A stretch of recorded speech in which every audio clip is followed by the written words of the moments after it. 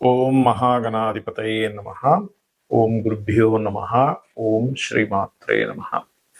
అరుణాం కరుణాతరంగితాక్షీం ధృతపాశాంకుశపుష్పబాణచాపాం అనిమాదిభిరావృతాం మయూకైః అహమిత్యేవ విభావయే భవానీం. శ్రీమాత్రే నమః. ప్రేక్షకులకి ఆ లలితాంబిక అమ్మవారి యొక్క అనుగ్రహం పరిపూర్ణంగా కలగాలని మనస్ఫూర్తిగా కోరుకుంటూ మనం ఈరోజు ఆంగ్ల నూతన సంవత్సరం రాబోతుంది ఒక 3-4 నెలల్లో. దానికి చాలామంది ఏమండి న్యూ ఇయర్ నుంచి గ్రహాలు ఎలా మారుతాయి, దానివల్ల మేము కొన్ని ప్లానింగ్స్ చేసుకోవాలి అడిగినప్పుడు నేను చెప్పింది ఏమిటంటే ఇది మనకు ప్రామాణికం కాదు, మనది ఉగాది నుంచే చూసుకోవాలని చెప్పినప్పుడు, లేదండి మేము మా లైఫ్ ప్లానింగ్స్ కొన్ని ఉంటాయి, ఈ సంవత్సరం ఇలాగానే ఇల్లు కొనాలా వద్దా, అసలు ఉద్యోగం మారచ్చా వద్దా, ఇన్వెస్ట్మెంట్ చేయాలా వద్దా, ఇలాగ వివాహం దగ్గర నుంచి ప్రతిదీ కూడా గ్రహాలు ఎంతవరకు సపోర్ట్ చేస్తున్నాయి, సపోర్ట్ చేయనప్పుడు అది కంపల్సరీ అవుతుంది. ఒక్కోసారి ఉద్యోగం మారడం కానివ్వండి, గృహం కొనుక్కోవడం కానివ్వండి, వివాహం కానివ్వండి, ఇన్వెస్ట్మెంట్ కానివ్వండి, ఏదైనా కానీ. మరి అలాంటప్పుడు ఇటువంటి పరిహారాలు చేసుకుంటూ దాన్ని ముందుకు వెళ్ళాలి అనే విషయం తెలుసుకోవాలి కదా.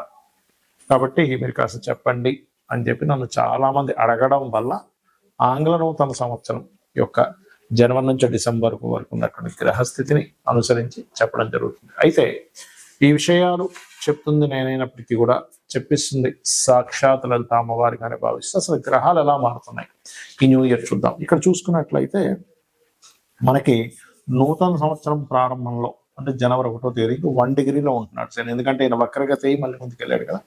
1 డిగ్రీలో ఉన్న శని జూలై 27కి 2026 జూలై 27కి వక్రిస్తాడు. వక్రించి అతని వక్రత్యాగము 10th డిసెంబర్ రోజు వక్రత్యాగం అనేటువంటిది పోతుంది, గుర్తుపెట్టుకోండి. రైట్. ఇక అలాగే మేజర్ ప్లానెట్ శని, రెండవది మేజర్ ప్లానెట్ అయినటువంటి గురువు మనకి జనవరిలో 27 డిగ్రీల్లో ఉంటున్నాడు మిథున రాశిలో. అలా ఉన్నటువంటి గురువు పర్టికులర్గా జూన్ 2వ తేదీకి కర్కాటకంలో కానీ ఉచ్చస్థితిలోకి వస్తున్నాడు. ఆ ఉచ్చస్థితిలోకి వచ్చినటువంటి గురువు మరలా ఎంతవరకు ఉంటాడు ఆ కర్కాటక రాశిలో అంటే 1 నవంబర్ 2026 వరకు ఉంటాడండి. అంటే 1 నవంబర్ 2026కి మళ్ళీ సింహంలోకి వెళ్ళిపోతున్నాడు. ఎందుకంటే మనకి ఆల్రెడీ 2025 సంవత్సరంలో అక్టోబర్, నవంబర్, డిసెంబర్ మాసాల్లో అతిచారంలో ముందుకు వచ్చి వెనక్కి వెళ్ళాడు ఆయన ఆల్రెడీ. అంటే అక్కడ ఒక 3 నెలలు ఆయన కాంబినేషన్ వచ్చేసింది. సో మళ్ళీ తర్వాత సింహంలో మళ్ళీ వక్రిస్తాడు. That is different thing. అది డిసెంబర్, జనవరి ఆ టైమ్స్లో జరుగుతుంది చెప్పాలంటే. రైట్. ఇక రాహుకేతువులు కూడా ఈ సంవత్సరం ఎప్పుడు మారుతున్నారు ఏమిటి అని చెప్పి చూసుకున్నట్లయితే పర్టికులర్గా ఈ రాహువు కేతువు 25 నవంబర్ 2026 వరకు సింహ కుంభరాశుల్లో ఉంటున్నారు. దాని తర్వాత ఈ కేతు కర్కాటకంలోకి వెళ్ళడము, రాహువు మకరంలోకి రావడం జరుగుతుంది. కాబట్టి ఈ యొక్క గ్రహస్థితిని అనుసరించి ఎవరెవరికి ముందుగా లగ్నమే తీసుకోండి. లగ్నం తెలియదు అనుకున్న వారు రాశి హ్యాపీగా చూసుకోవచ్చు, దీనిలో ఏమీ కన్ఫ్యూజన్ లేదు. లగ్నం ఎవరికి తెలుస్తుంది అంటే టైం ఉన్న వారికి లగ్నం తెలుస్తుంది, టైం లేని వారు రాశి చూసుకుంటారు. కన్యా లగ్నము, కన్యా రాశి, లగ్నం తెలిసిన వారు లగ్నం చూసుకోవచ్చు, లగ్నం తెలియని వారు రాశి చూసుకోవచ్చు హ్యాపీగా. అయితే ఈ కన్య వారికి ప్రస్తుతం సప్తమంలో శని ఉన్నాడు. ఈ సప్తమ శని ఏంటంటే ప్రధానంగా వివాహము లేదా ఇష్టపడిన వారిని వివాహం చేసుకోవాలనే ప్రయత్నము, అందులో మేనమామ లేకపోతే దూరపు బంధువులతో సంబంధం కుదుర్చుకోవాలనే ప్రయత్నం వల్ల కొంత స్ట్రెస్ ఇస్తూ ఉంటాడు. అయితే ఈ శని వక్రిస్తాడండి ఒకసారి. ఎప్పుడు అంటే సరిగ్గా మనకి ఈ యొక్క 27 జూలై 2026 నుంచి వక్రగతిలోకి వెళ్తున్నాడు. అది 10 డిసెంబర్ వరకు ఉంటుంది ఆ వక్రగతి. అంటే మనకి సప్తమంలో మీనంలో ఉండే గురువు కన్య శని, గురుస్థానంలో ఉండే శని వక్రించి 6లోకి వెళ్తుంటాడు. అంటే కొంత రాహువుతో సంబంధాలు పెట్టుకుంటాడు. దీనివల్ల ఏమిటంటే వివాహం విషయంలో 2 ఫలితాలు జరుగుతూ ఉంటాయి. ఒకటి, అంతకుముందు అవుతున్న లేట్ అంతా కొంతవరకు క్లియర్ అవుతుంది. ఒక సంబంధం దగ్గర దాకా అనిపించి ఎప్పుడైతే వక్రగతి జరిగినప్పుడు అంటే ఎప్పుడు 27 జూలై నుంచి 10 డిసెంబర్ 2026 టైంలో ఇంకేముంది అయిపోద్ది అనుకోని అంటే 27 జూలైకి ముందు ఏదైనా సంబంధం చూసాం, 27 జూలై వచ్చేసింది అంటే మీరు ఏదైనా సంబంధం ఓకే చేసుకుంటే 27 జూలై లోపలే చేసుకోండి. దాని తర్వాత ముహూర్తాలు పెట్టుకుందామంటే అది వెనక్కి వెళ్ళిపోద్ది మళ్ళీ. ఎందుకు? సప్తమంలో వక్రించిన గురువు. అలాగే 6లో ఉండే రాహువు 25 నవంబర్ వరకు ఉన్నాడు కాబట్టి శత్రు జయాన్ని, కాంపిటీషన్లో గెలుపు, వీటన్నిటికీ శక్తిని ఇస్తున్నాడు మీకు.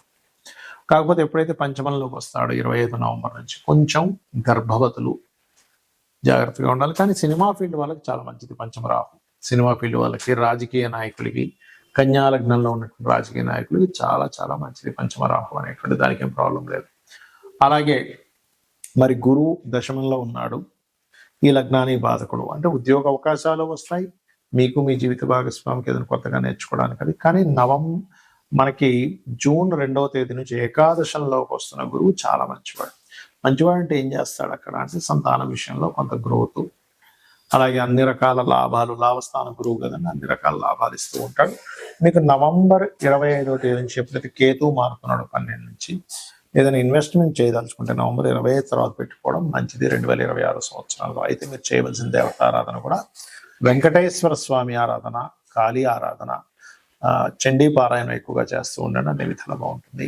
మనం జీవితంలో ఎంతో కష్టపడుతున్నా, నిజాయితీగా న్యాయంగా ఉన్నా, ఒకరిని ఇబ్బంది పెట్టకపోయినా, ఎంతో హానెస్ట్గా ఉన్నా ఇబ్బందులు పడుతూ ఉంటాం. మనకు అర్థం కాదు ఏమిటిది, నేను ఎంతో మంచివాడిని కదా, ఎవరిని ఇబ్బంది పెట్టట్లేదు కదా, ఎంతో తెలివిగా ఉన్నాను కదా, అయినా నాకు ఎందుకు అవకాశాలు రావట్లేదు, నాకు ఎందుకు ఇంత ఇబ్బంది ఉంటుంది అంటే మనకి జ్యోతిష్ శాస్త్రం కర్మ సిద్ధాంతం. అంటే నువ్వు ఏ కర్మనైతే చేసావో ఆ కర్మ నువ్వు అనుభవించాలి, ఇంకోటి అనుభవించేది లేదు. కొన్ని ఉంటాయి, తల్లిదండ్రులు వంశం అనుభవిస్తూ ఉంటారు, కొన్ని దేవతా శాపాలు, కొన్ని పిశాచ బాధలు, ఇలా కొన్ని ఉంటాయి. అయితే ఇక్కడ మనం అర్థం చేసుకోవాల్సింది, ధనం రావట్లేదు పూర్వజన్మలో ఎక్కడో, ధనపరమైనటువంటి విషయాల్లో నేను సరిగ్గా దాన్ని వినియోగించుకోకపోవడము, ఇబ్బంది పెట్టడము, అవమానించడము చేశాను ధనాన్ని, లేదా కుటుంబాన్ని సరిగ్గా చూసుకోలేదు, అప్పుడు ధనపరమైన ఇబ్బందులు వస్తూ ఉంటాయి. అలాగే అంటే కుటుంబ సభ్యుల్లో ముఖ్యంగా అన్నదమ్ములతో గొడవలు కానివ్వండి, మాతృపితృ అంటే తల్లిదండ్రులతో గొడవలు కానివ్వండి, లేకపోతే వివాహం అవ్వకపోవడం కానివ్వండి, పెట్టిన ఏ ఇన్వెస్ట్మెంట్ అయినా కలిసి రాకపోవడం కానివ్వండి, విదేశాలకు వెళ్ళాలని ప్రయత్నం చేస్తుంటే కుదరట్లేదు అనుకోండి, ఇలా ఏ కష్టమైనా ఒక ఎత్తు అయితే ధనపరమైన కష్టం మరింత ఇబ్బంది. ఎందుకంటే ఇవన్నీ కూడా ధనం ఉంటే వస్తాయి, ధనంతో మూలంగా ఉంటాయి. ఎందుకంటే కుటుంబము, ధనస్థానము రెండూ కూడా చాలా బలమైనటువంటి, మంచి కుటుంబం ఉందా మనిషి హ్యాపీగా ఉంటాడు, మంచి ధన సంపాదన ఉందా హ్యాపీగా ఉంటాడు. అయితే వీటితో పాటు అనారోగ్యము, కొన్ని పిశాచ బాధలు ఇవి కూడా ఉంటాయి, ఉండవని చెప్పట్లేదు. కానీ మనం మరి ఎందుకు నిత్యము పూజలు చేస్తున్నా, లేకపోతే ఎంత చక్కగా ఉన్నా ఎందుకు మనకు అనుకున్నంత రావట్లేదు అంటే, మీరు చేసేటువంటి నిత్య పూజాది విధానంలో మనకి శాస్త్రంలో ఉంది ఏమిటంటే మంత్రము, యంత్రము, తంత్రము అంటారు. అంటే మంత్రం అంటే ఏమిటి, మీరు ఏదైతే లలిత సహస్రనామాలు చదువుతున్నారో, విష్ణు సహస్రనామాలు చక్కగా భక్తితో చేస్తున్నారు, ఏ అష్టోత్తరం, లక్ష్మీ అష్టోత్తరం ఏదైనా చేస్తున్నారు, అది మంత్రం. తంత్రము అంటే ఏ పుష్పాలు, ఏ ద్రవ్యాలతో చేస్తున్నారు. మనకు శాస్త్రంలో మన కామ్యం నెరవేరడానికి ఒక్కొక్క ద్రవ్యం చెప్పారు. కొంతమంది అక్షింతలతో చేస్తే, మరి కొంతమంది ఎర్రటి పుష్పాలతో చేయండి, లేకపోతే ఫలానా పదార్థాలతో హోమం చేయండి, మీకు శత్రు బాధలు ఉన్నాయంటే ఇలాగా మిరపకాయలతో చేయండి, లేకపోతే మిరియాలతో చేయండి అని చెప్తూ ఉంటారు. అది ద్రవ్యం. సో తాంత్రికం అంటే అది. ఇక యంత్రము ఎంత గొప్పదంటే మనకి మన యొక్క కర్మని కంట్రోల్ చేసేది ఉంటుంది. అయితే మనకి మార్కెట్లో కామన్గా ఇలాంటి యంత్రాలు మనకి చక్కగా లభిస్తుంటాయి, తెచ్చుకుంటారు, పూజించుకుంటుంటారు. ఈ యంత్రానికి ఉన్న శక్తిని బట్టి అంతవరకు దాని ఫలితం ఇస్తుంది. అయితే మనకి శాస్త్రంలో చెప్పింది ఏమిటి అంటే, ఈ రకంగా ఈ ప్యూర్గా లేనట్లయితే అది అంత ఫలితం ఇవ్వదు. ప్యూర్గా ఉండాలి ఎప్పుడు కూడా. మనకి ఎనీ ప్రోడక్ట్ చూడండి, అది ప్యూర్గా ఉందా లేదా, అది ఎంతవరకు బలం చూపిస్తుంది అని చూస్తూ ఉంటాం కదా. ప్యూరిటీకి ఎక్కువ నాణ్యత, ఎక్కువ కాలం మనడము, దాని ఎనర్జీ ఎక్కువగా ఉండడం జరుగుతుంది, మన అందరికీ తెలుసు. ఆర్గానిక్ ఫుడ్ కానివ్వండి, మనం వాడే ఏ వస్తువు అయినా కానీ, ఒక లెదర్ బ్యాగ్ కానివ్వండి కదా. అలాగే శాస్త్రంలో వెరీ క్లియర్గా ఇలా ఇది ఏమిటంటే చూసుకున్నట్లయితే చూడండి క్లియర్గా, ఇది లక్ష్మీ యంత్రము, ప్యూర్ కాపర్ అనమాట. ఇది ప్యూర్ కాపర్, మీరు టెస్ట్ చేయొచ్చు కూడా కావాలంటే. ఈ ప్యూర్ కాపర్ మీద మరి యంత్రం వేసుకొని తీసుకెళ్ళి ఇంట్లో పెట్టేసుకుంటే వస్తుందా అంటే అలా పనిచేయదు. మనకు చాలా మంది పాపం అమాయకంగా మార్కెట్లో ఇది దొరుకుతుంది కదా అని తీసుకెళ్ళి పూజ చేసేసుకుంటారు. ఇది పూజ చేసుకున్నందుకు కొంత ఫలితం ఇస్తుంది, నేను ఇవ్వదు అని చెప్పట్లేదు. కానీ ఇదే యంత్రంలో కనుక మీరు చక్కగా దీనికి పంచవాసములు అంటారు. అంటే ధాన్యవాసము అంటే ధాన్యంలో ఒకరోజు పెడతారు, పుష్పవాసం పుష్పాల్లో ఒకరోజు పెడతారు కొన్ని మంత్రాలు చదివి, అలాగే జలావాసము జలంలో కొన్ని రోజులు పెడతారు, అలాగే క్షీరావాసము, భూవాసం, ఇలా 5 వాసములు చేసినప్పుడు దీనికి ఒక శక్తి వస్తుంది.